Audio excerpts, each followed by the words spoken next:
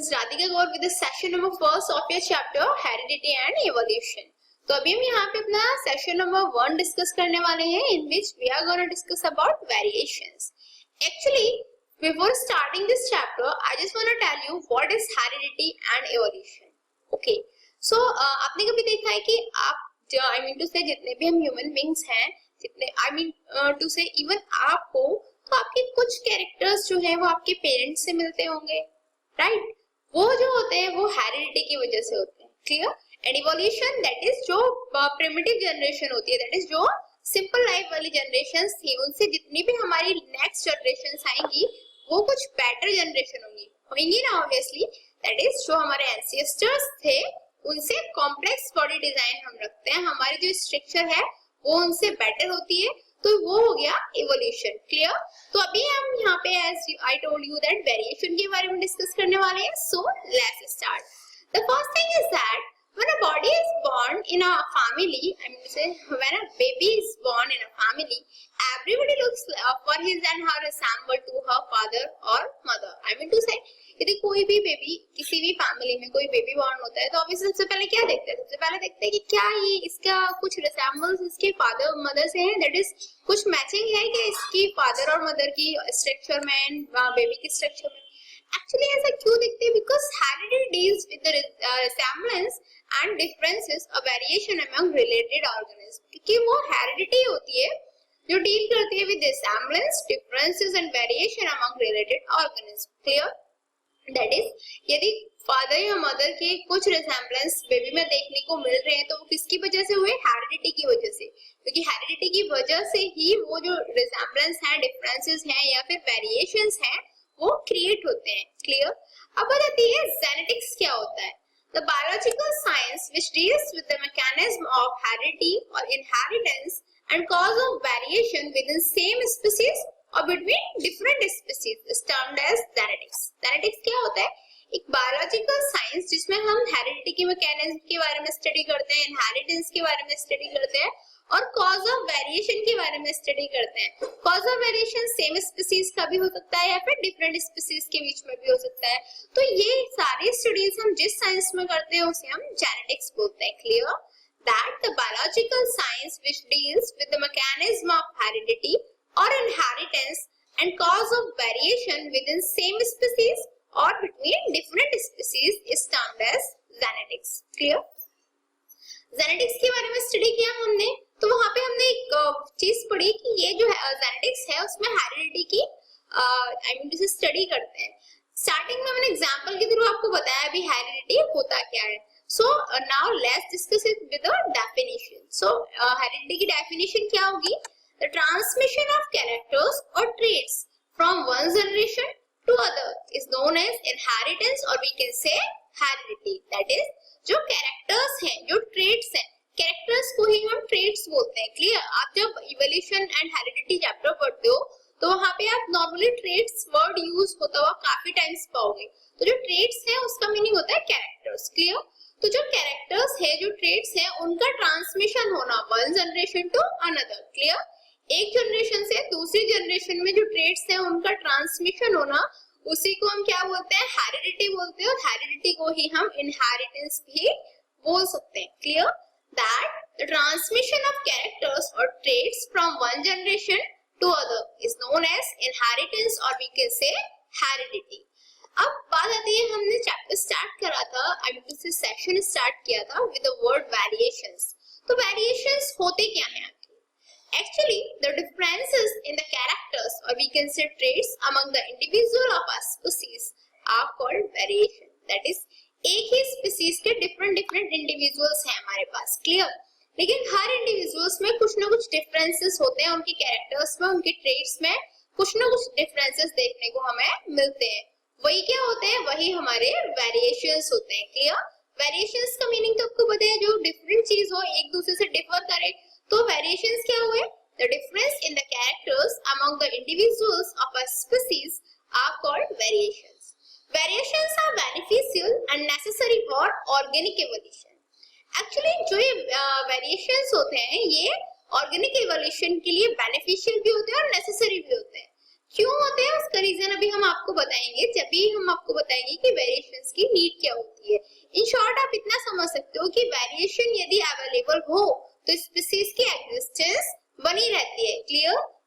So next thing is that these variations may be environmental और genetic.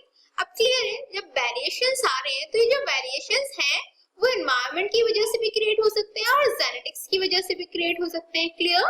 That the variations may be environmental और genetic. Actually, variations may also be produced during asexual mode of reproduction, but sexual reproduction produces a large number of variation. Clear है? जो variations हैं वो sexual mode of reproduction में हो तो सकते हैं, but जो sexual reproduction होता है उसमें large number of variations हमें देखने को मिलते हैं।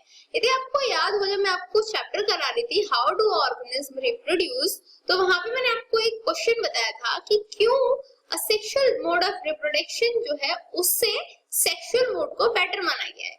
तो उसका सिंपल सा रीजन मैंने बताया था, क्योंकि सेक्सुअल मोड में वेरिएशंस अवेलेबल होते हैं, वेरिएशंस प्रोड्यूस होते हैं, देयरबाय हम सेक्सुअल मोड ऑफ रिप्रोडक्शन को असेक्सुअल मोड ऑफ रिप्रोडक्शन से बेटर मानते हैं। क्यों? क्योंकि वेरिएशंस होने की वजह से जो स्पीसीज हैं उनकी जो एग्जिस्टेंस है वो बनी रहेगी। कैसे? एग्जांपल के लिए एक बैक्टीरिया लो। क्लियर? आपको पता है बैक्टीरिया कितने सारे अवेलेबल हैं हमारे अर्थ पे। जिस टाइम से अर्थ फॉर्म हुई थी उस टाइम से ही बैक्टीरिया अवेलेबल है। Clear? But the thing is, यदि सपोज काफी हाई टेम्परेचर हमारी अर्थ पे क्रिएट हो जाए, कुछ बैक्टीरिया ऐसे हैं हमारे जो कोल्ड वेदर को झेल सकते हैं, आई मीन टू से कोल्ड टेम्परेचर को ही टॉलरेट कर सकते हैं, उनसे हीट टॉलरेट नहीं होगी। तो जिन बैक्टीरिया से हीट टॉलरेट नहीं होगी उनकी डेथ हो जाएगी। क्लियर? और जिनसे हीट टॉलरेट हो पा रही है वो लाइव रहेंगे। क्लियर? ये किसकी वजह से हुआ कि कुछ बैक्टीरिया डेथ हुए, कुछ लाइव रह गए, क्योंकि वेरिएशंस थे। बट सपोज वेरिएशंस नहीं होते, दैट इज सारे बैक्टीरिया सेम टाइप के होते और हाई टेम्परेचर हम प्रोवाइड करते, तो क्या होता? सारे बैक्टीरिया की डेथ हो जाती। सेम विद द ह्यूमंस, किसी का कैरेक्टर होता है कि वो कोल्ड ज्यादा सह सकता है, कोल्ड को टॉलरेट कर सकता है, और किसी का कैरेक्टर होता है कि वो हीट को टॉलरेट कर सकता है। क्लियर? तो वेरिएशंस हमें ये हेल्प करता है कि वेरिएशंस की वजह से यदि एक स्पीसीज डेंजर में है तो जो दूसरी स्पीसीज है जिसमें वेरिएशंस है वो डेंजर में नहीं होगी। क्लियर? अब बताते हैं जो एनवायरमेंटल वेरिएशंस होती है वो क्या होती है। These are caused by our environment which includes diet, chemicals, radiations and environmental pollution. जितनी भी हमारे एनवायरमेंटल वेरिएशंस होती हैं वो किसकी वजह से क्रिएट होती हैं? ऑब्वियसली हमारे एनवायरमेंट की वजह से क्रिएट होती हैं, क्योंकि देखो जो डाइट हम ले रहे हैं उस पे वेरिएशंस बेस्ड होंगी, केमिकल्स हमने क्या यूज किए उस पे वेरिएशंस हो सकती हैं, रेडिएशंस का क्या इफेक्ट है उसके बेसिस पे वेरिएशंस आ सकते हैं, और एनवायरमेंटल पॉल्यूशन का क्या रेट है उसके बेसिस पे भी वेरिएशंस देखने को मिल सकते हैं। अब बात आती है जो जेनेटिक वेरिएशंस होते हैं वो क्या होते हैं। Majority of variations are caused by genetic differences in a population which may arise due to mutation, meiosis and sexual reproduction. ज्यादा से ज्यादा जो वेरिएशंस हैं वो जेनेटिक डिफरेंसेस की वजह से होती हैं। क्लियर? वो किसकी वजह से होती है? क्योंकि या तो म्यूटेशन हो जाएगा या म्यूसिस हो जाएगा या सेक्सुअल रिप्रोडक्शन। इन तीनों की वजह से ही जेनेटिक्स वेरिएशन अराइज होती हैं and majority of variations are caused by genetic differences. Actually, many other characteristics are influenced by both environment and genes from parents.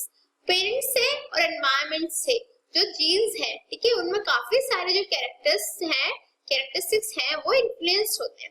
Clear? That is, जितने भी हमारे characteristics हैं, newborn baby में जो characteristics आएंगे, वो environment और जो genes हैं parents की, दोनों से ही influenced रहते हैं. Example के लिए, people in a family may have a tendency to be tall. Clear? एक कोई फैमिली है उसमें जो पीपल्स हैं उनमें टेंडेंसी हो सकती है कि सब लोग टॉल हैं, but unless they eat properly at the growing age they may not become tall. Obviously चलो ठीक है, यदि एक फैमिली में यदि टॉल पीपल्स हैं तो चांसेस ये रहते हैं कि जो बेबी है वो भी टॉल रहेगा, लेकिन जो बेबी है हम उसकी जो डाइट है उसको हम प्रॉपर नहीं रखते. क्लियर? वो प्रॉपरली अपनी डाइट नहीं ले रहा है. ग्रोइंग एज में जब कोई अपनी प्रॉपरली डाइट नहीं ले रहा है तो क्या होगा? वो ऑब्वियसली टॉल नहीं हो पाएगा. क्लियर? तो जो वेरिएशंस हैं वो जीन्स के ऊपर भी डिपेंड करते हैं और एनवायरमेंटल फैक्टर्स के ऊपर भी डिपेंड करते हैं. अब आता है accumulation of variation during reproduction. Reproduction के टाइम पे जो वेरिएशंस हैं उनका एक्युमुलेशन कैसे होता है? Inheritance from the previous generation provides both a common body design and some changes in it for next generation. Clear है? जो हमारा previous generation का जो previous generation है वो क्या प्रोवाइड करेगी? वो प्रोवाइड करेगी कॉमन बॉडी डिजाइन प्रोवाइड करेगी और कुछ चेंजेस प्रोवाइड करेगी दूसरी जनरेशन में. Clear? That inheritance from the previous generation provides both a common body design and some changes in it for the next generation. Now, when the new organism reproduce, the second generation produced will have variation that they inherit from the first generation as well as newly created differences. अब क्या हुआ? अब baby produce हुआ. Clear? तब reproduction होगा. जब new generation produce होगी तो क्या होगा? जो सेकेंड जनरेशन है उसमें वेरिएशंस होंगी, कुछ इनहेरिटेड कैरेक्टर्स होंगे जो उसे फर्स्ट जनरेशन से मिले होंगे. क्लियर? और कुछ न्यूली क्रिएटेड डिफरेंसेस भी उसमें अवेलेबल होंगे. Clear? That when the new generation reproduces, the second generation produce will have variation that they inherit from the first generation as well as newly created differences. For example, if one bacterium divides and give rise to two individuals, each of them will divide again and give rise to other two individuals in the next generation. Clear है? यदि एक bacterium cell है वो divide हुआ, उसने दो individuals का formation किया. अब जो दो इंडिविजुअल्स हैं वो अगेन डिवाइड होंगे. एक से दो बन रहे हैं तो दो से कितने बनेंगे? 4 और न्यू इंडिविजुअल्स का फॉर्मेशन हो जाएगा. क्लियर है ना? The 4 identical bacteria generated would be very similar with minor differences that occurred due to small inequalities in copying of DNA. जो 4 इंडिविजुअल बैक्टीरिया जनरेट होंगे वो सिमिलर होंगे. क्लियर? बस उनमें कुछ डिफरेंसेस होंगे जो किसकी वजह से अराइज होंगे? Due to inaccuracies in copying of DNA. Clear? That the 4 individual bacteria generated would be very similar with minor differences that occurred due to small inequalities in copying of DNA. However, in sexual reproduction, greater diversity will be generated. जो sexual reproduction होता है उसमें क्या होता है? जो greater diversity वो generate हो जाती है. Depending upon the nature of variation, different individuals would have different advantages. अब obviously जो वेरिएशंस हैं उनके बेसिस पे क्या होगा? जो डिफरेंट इंडिविजुअल्स हैं उन्हें डिफरेंट एडवांटेजेस मिलेंगे. Like bacteria which can withstand heat will survive better in heat waves. Simple सा है. कोई भी बैक्टीरिया जो हीट के साथ विथस्टैंड रह सकते हैं, हीट को टॉलरेट कर सकते हैं, वो हीट वेव्स की वजह से भी वो सर्वाइव कर पाएंगी, उन्हें कोई भी अफेक्ट नहीं होगा. जबकि जो बैक्टीरिया जो हीट को टॉलरेट नहीं कर सकते उनकी डेथ हो जाएगी. तो क्लियर दैट जो वेरिएशंस हैं वो सर्वाइवल रेट को डिफाइन करती है. दैट इज जो स्पीसीज है उसकी जो एग्जिस्टेंस है वो बनी रहे. क्लियर? अब बात आती है जो वेरिएशंस हैं उसके सिग्निफिकेंसेस क्या है. तो फर्स्ट है they form the basis of heredity. Heredity का जो बेसिस है वो वेरिएशंस ही फॉर्म करते हैं. Adaptability to adverse condition is brought about by variations. जितने भी हमारे एडवर्स कंडीशंस हैं उनको अडेप्ट करने का जो नेचर है वो किसकी वजह से आता है? वेरिएशंस की वजह से आता है. New varieties of an organism may arise due to the genetic variation lying in the foundation for evolution. जो भी हमारा ऑर्गेनिज्म है उसकी जो न्यू वेराइटीज अराइज होती है वो सब किसकी वजह से होती है? जेनेटिक वेरिएशंस की ही वजह से होती है. क्लियर? तो सिग्निफिकेंसेस क्या हो गए वेरिएशंस के? They form the basis of heredity. Adaptability of adverse condition is brought about by variations. New varieties of an organism may arise due to the genetic variations laying foundation for evolution. Clear? अब बात आती है जो mutation होता है वो क्या होता है? It is a sudden inheritable change in the gene or chromosome which usually produces a detectable effect in organism concerned and is transmitted to the offspring. ये क्या होते हैं? सडन इनहेरिटेबल चेंज होता है जीन में और वी कैन से chromosomes में जो डिटेक्टेबल इफेक्ट होता है. क्लियर? जो डिटेक्टेबल इफेक्ट प्रोड्यूस करता है किसी भी ऑर्गेनिज्म में and concerned and is transmitted to the offsprings और उसे जो ऑफस्प्रिंग्स है वो उसमें वो ट्रांसफर हो जाता है. Clear? That mutation is a sudden inheritable change in the gene और chromosome which usually produces a detectable effect in organism concerned and is transmitted to the offspring. So, by the way, it's time for challenging question mark. And today's question is, What is speciation? Speciation क्या होता है? You have to answer that and your time to start now. 1, 2, 3, 4, 5. Time's up. So have you answered this in your mind? Let's check out. Actually, the formation of new species due to gradual change over long period of time is called speciation. क्या होता है speciation? जो new species है उनका formation होना due to gradual change over the long period of time. Clear बात है, जितना जितना टाइम बढ़ता जाएगा, जितना टाइम में चेंज आता जाएगा, उतना ही ग्रेजुअल चेंजेस की वजह से क्या होगा, जो न्यू स्पीसीज है उनका फॉर्मेशन होता जाएगा. तो इसी प्रोसेस को हम क्या बोलेंगे? Speciation. Clear? That the formation of new species due to gradual change over long period of time is called speciation. So what did we learn today? आज हमने क्या स्टडी किया? आज हमने स्टडी किया about variations.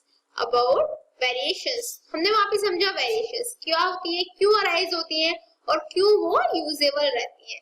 In next session we are going to discuss more about this chapter. Till then, good luck.